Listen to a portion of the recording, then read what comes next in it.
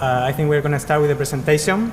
I'm going to present you ANALYSE, which is a learning analytics tool for Open edX. I'm your presenter here, José Ruiperez Valiente. I'm a PhD student at Universidad Carlos III of Madrid. I work mainly on educational data mining and learning analytics. I'm really passionate about data, and education is a gorgeous field to work on. And I have lots of hobbies that it's hard for me to content, so I don't have much free time. I really wanted to keep this presentation neat, not make it too technical, but first set you up about in the context of our research and how we got to get to implement ANALYSE. And then after that, when you are setting the context, we will describe the architecture of ANALYSE. I'll show you ANALYSE and present a bit of ideas of which really is ANALYSE right now, where we're trying to go. So a bit of our research context. Yeah, so maybe there are not many researchers for what I've seen, many people from companies. To set you up a bit about where we are working. There are lots of e-learning platforms, virtual learning environments over the last years. They all generate so often great large amounts of data, which most often remain unused in the databases. And in order to be able to obtain something useful from this data, you have to make some kind of processing in order to make some useful metric that can be used for the different stakeholders of the learning process. So this is a bit of a learning analytics process of the way we see it, where we have generation and data collection of the educational data events. Then we have to make some kind of processing stage where we transform this event in something useful. You can even go a step further and apply a statistical analysis to obtain a deeper insight about what that means in the learning process. And once we have this information, we are able to do something, either visualize, make recommendation, or a report generator. So in this context, in this process, we've been working as part of our research in all these steps, but concretely ANALYSE focus on first the generation and data collecting, which is done logically by Open edX. We make the data processing of these raw events, and then we visualize it by the visualization dashboard. So a bit more about our background context. We started using Khan Academy as support for the zero courses that are taken by freshman students at Universidad Carlos III. We used the open source version of Khan Academy of 2012 when it was still open source. And we apply this methodology where students used to take the courses in Khan Academy and they take the face-to-face lesson at the university. So we used this in 2012, 13 and 14. And this was small private courses of around 100 to 300 students each. So in this context, we decided to implement Alaska, which is another visualization dashboard. It provided of 20 new visualizations for Khan Academy, which some of them were very interesting about behaviors of students, such as efficiency, more complex behaviors, such as if a student is avoiding hints or is avoiding watching videos, and things of the sort. This is also open source. This is a short demo here in case anyone wants to check. But we got very successful results with Alaska. We were able to use it in the real experiences. It was used by teachers and students in the zero courses. We got a lot of publications, and we are still going on with this research. We got several invited talks, awards at the national level. And if you are more interested in this, you can access this URL. But the bad side is that Khan Academy was no longer open source, so this was like a project hit a problem. We couldn't go on because this would be only for us. We decided to move on, and about this time, edX released the code. They make it open source as the project Open edX. So we thought this was a perfect situation. We started researching on this, and we also joined the edX consortium, the university. We were giving MOOCs. And we also selected Open edX for the private courses that we are giving in the university. So this was a perfect situation to make a switch. And this was the beginning of ANALYSE. This is where we started. So these are the people which is involved in the project. We are really trying to be resourceful. I feel very envious when I talk with most of the people here, which have developers full-time working on this. The researchers that are at the university are me, Pedro Muñoz Merino, and Carlos Delgado Clos, and we've been getting use of students who want to make a master thesis or something of the sort in order to prepare a project for them and try to get some implementation done thanks to the students. These are in the current release of ANALYSE, these are the other two students who have worked on it. We already have more students who have developed their projects, but these are not yet in the current release, and we are working in more projects. So here I present you ANALYSE, which stands for the add-on of the learning analytics support for the Open edX. It provides 12 new visualizations for instructors and students, where they are divided in 3 different sections: visualization for problem, visualizations for videos, and visualization for course activity. We wanted to make it as independent as possible from the code for Open edX, but at the same time to be certain that it's in the interface of Open edX, so it's not a separate application or something of the sort. So we decided at the time to make a new Django app in the LMS, which provided these requirements that we wanted to have. This Django app will directly mine the databases, the MongoDB and the MySQL with a schedule, and store the results so they are ready to be displayed after that. And we use also Google Charts API for visualizations. It's also open source. So this is a bit a raw overview of the architecture of ANALYSE. So we do have a Celery bit of the scheduler, which will access and send the task to the analytics API that we have generated and put the background job of Celery.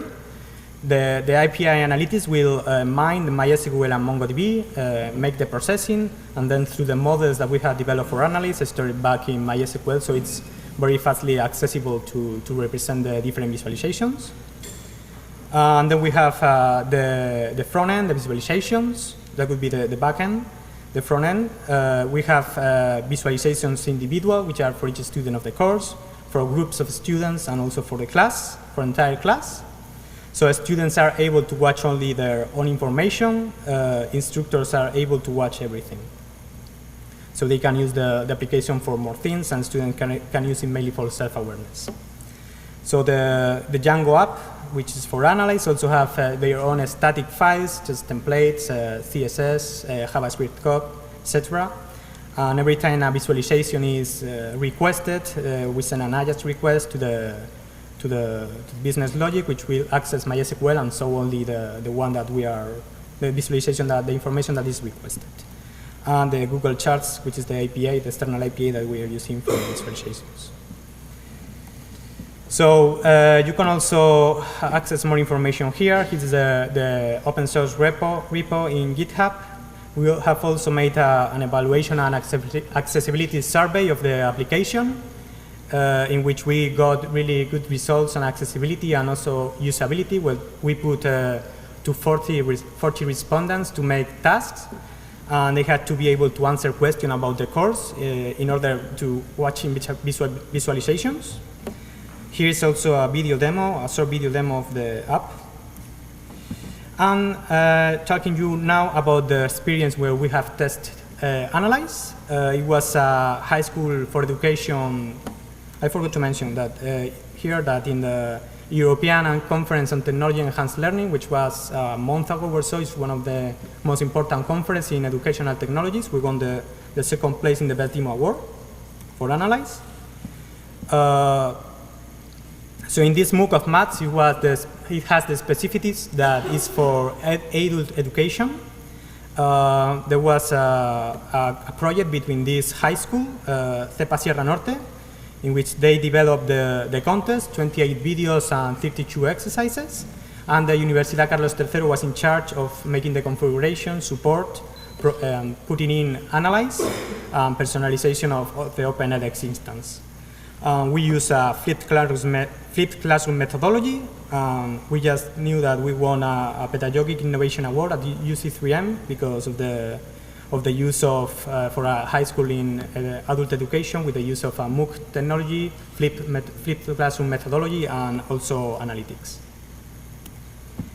So in this MOOC and in other courses, we believe that ANALYSE can be used for several things. It can be used for self-reflection for students. It can be used also to support the flipped classroom model, because there are few students and the instructor needs to know more about what's happening for these students. It can be used also to evaluate each one of the students individually. It can be used to detect problems in the different resources, as well as exercises and videos. And it can be used to have a overall idea of how the course is going and evaluate the different sections and the course overall. So let's show you now the application in this specific context. I'm going to log in one account with a student's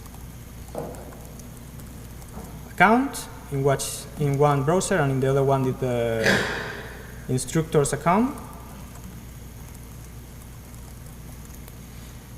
First, show you a bit of the course that I've been talking about. This typical. It's a bit cut, but it's okay. This is a typical course with different videos, different exercises. There are three sections. One detail is that we talk with the instructors to put only one resource in each one of the verticals. So we would have the time spent in each one of the educational resources individually. So probably you're aware that this is the chart that is able for students in ANALYSE.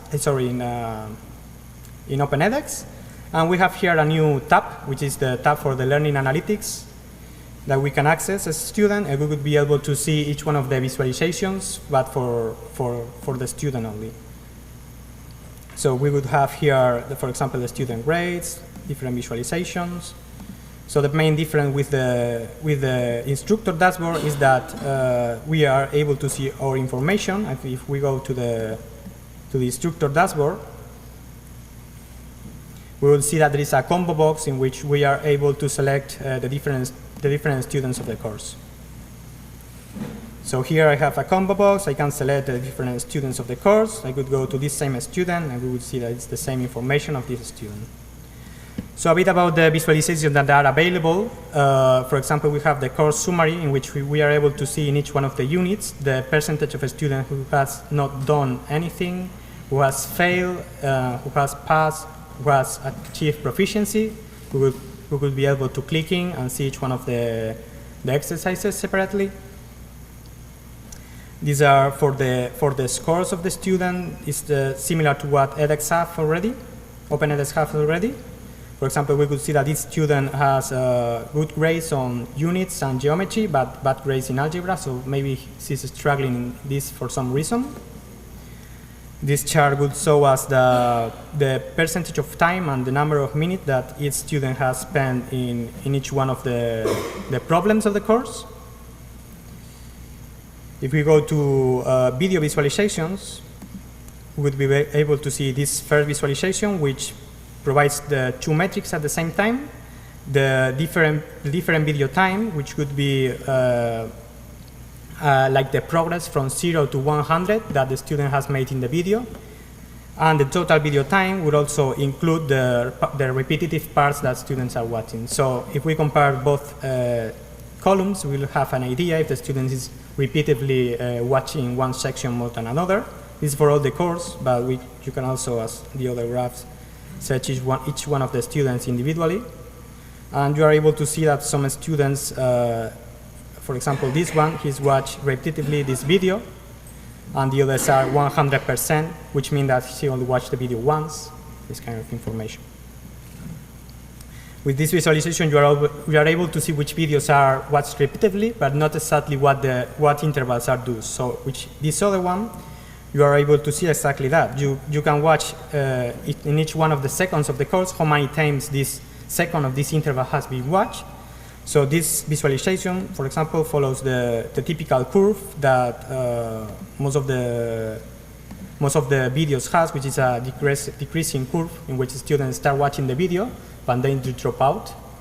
But there are other examples. For example, this one, where we can watch here that is a peak in which student is repeatedly watching this bar. So maybe there is some kind of problem in this video. Analogously to the one we said about problem, in this one we can watch the number of minutes in each one of the problems that the student invested. And in this last one about videos, we can see the different video events that are stored by the tracking logs in the time. For example, if we check this video, which was Ecuaciones Segundo Grado, we will go here and check that there are a lot of play events and seek-to events in this area, which goes accordingly that this bar is being watched repeatedly. And lastly, the course activity visualizations. The first one is about the problem and video progression. You can watch the progression of a student across time. The student is working very constantly, or he's working in some days only. This one worked only for 3 days and then stopped working. There are other cases. For example, this one has been working a bit more gradually. In this visualization, we can watch, for example, the number of minutes in video and problems in each one of the days that the student logged into the platform.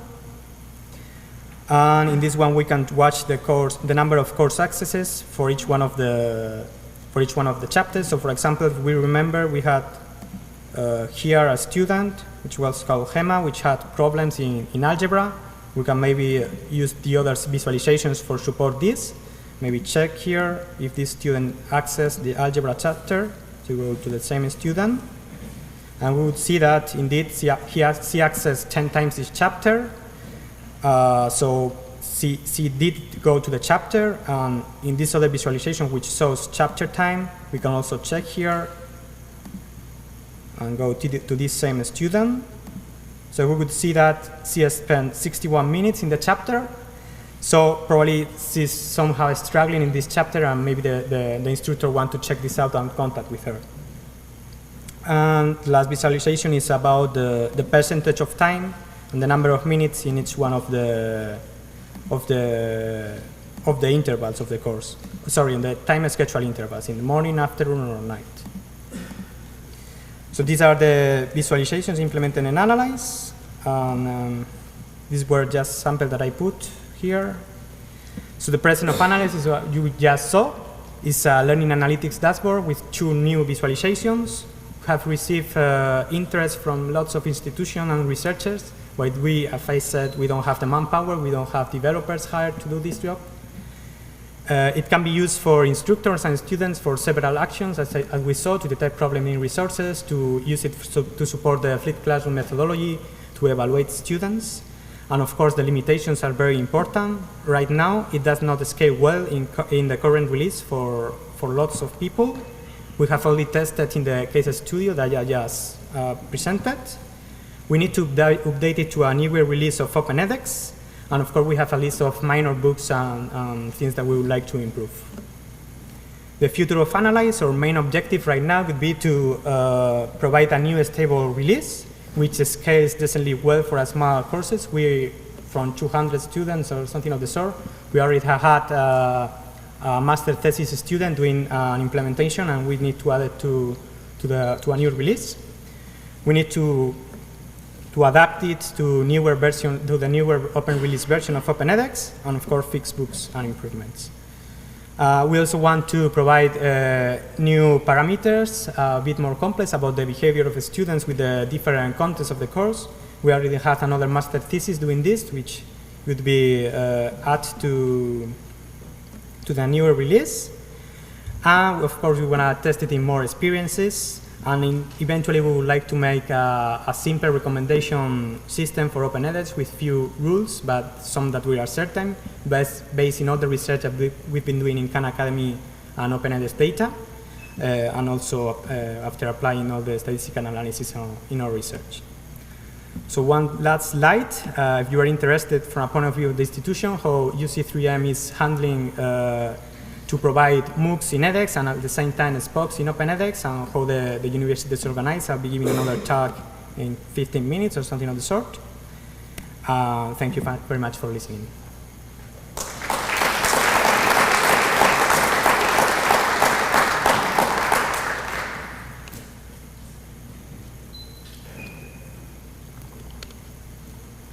If there are questions?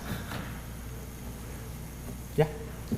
What kind of feedback did you get from both the instructors and the students for the case study that So he asked about what kind of feedback we got about students and instructors. And the instructor, which was only one in this course, was very pleased because it was a flipped classroom methodology, meaning that it has some contents which are put in the course, and some other contents are done in classroom, the exercise mainly. So he was able to know if the students were progressing adequately in the contents to be able to explain the exercises. And in the case of students, in this experience, I don't know about that. I'm not sure if we have feedback. It's in the project somehow, but I'm not sure. And in the evaluation accessibility survey that we did, which 40 people, they also behave as students, and they were also very pleased. We have a lot of improvements from this evaluation, of course, but as I say, we don't have a lot of people who can work on this, so step by step.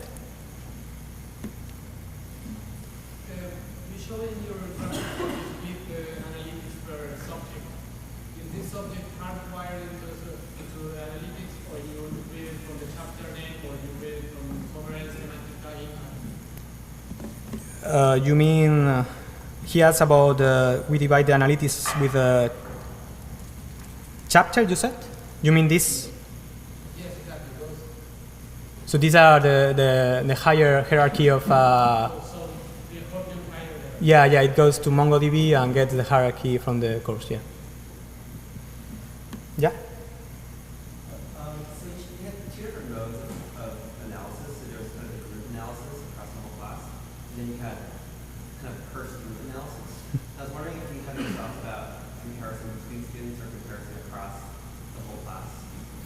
So he asked about, we had first individual analysis and then aggregate analysis of all the class, and if we have thought about comparing students and also... Yeah, either students to students or students. Yeah, and also with the entire class, yeah.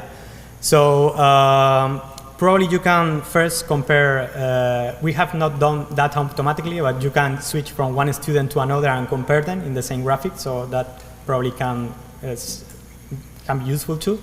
And from the perspective of the entire class, in the other tool that I presented before, we compared always with the mean value of the class in the Alaska in Khan Academy, but here we have, well, we can check the entire class and then go to one student, and that maybe, for example, if you want to check the grades and then you want to go to the entire class, you could compare it this way, but we don't have it like a bar which set the mean for the class right now, but it can be useful too, but right now, no. Yes? Do you know why it doesn't scale well? Well, yeah, basically, right now it didn't scale well. Our main problem was that every time that he asked about why, if I know why it doesn't scale well. So the main problem at the beginning was that when we make when the scheduler called the analytics API every time, it would take all the tracking logs events from the start, meaning that instead of processing only the new events, it would process again everything. So logically, this is goes exponentially increasing. It would be feasible. So right now, the project that we did was for those metrics which are able to be aggregate, we could calculate the metric each. For example, the time in each resource. It can be aggregated perfectly with no problem. You can calculate today, calculate tomorrow, and the next day, and just make a sum of all the days. So in this case, it's possible. For other metrics, for example, actually few of them. For example, this one where you get the different video time. This is not possible because it requires also the previous event. So you have to make an algorithm which calculates from all the play to stop, which is a different video time to get the progress. So for this, in this case, it needs also the previous events, and it's not aggregate. You cannot aggregate the data. So in this case, you cannot do it. And right now, we made this implementation, and we need to test it in another experience. And of course, if you want to make it better, you have to use big data technologies. You have to go through another tools. Right now, it's only the server, the OpenEdX directly. Yes? I have actually two questions. First is, how do you, like, you have a set of metrics, and is it hard-coded or configurable? And the second question is, how do you sanitize the data? For example, if the student started watching a video and then closed the browser. So the first metric was, sorry, the first. Was, do you have a predefined set of metrics, You, or is it configurable? if we have a predefined set of metrics, and the answer is yes, it's predefined, and right now instructors cannot configure it, make any kind of configuration.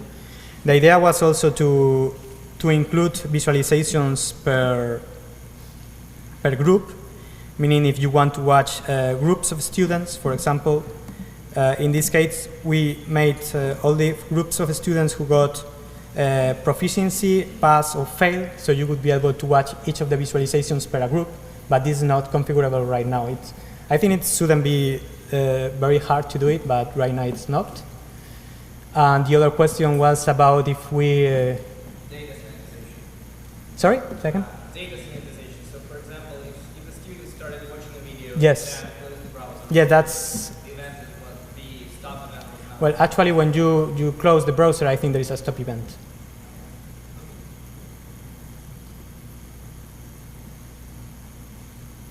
Okay, so thank you very much.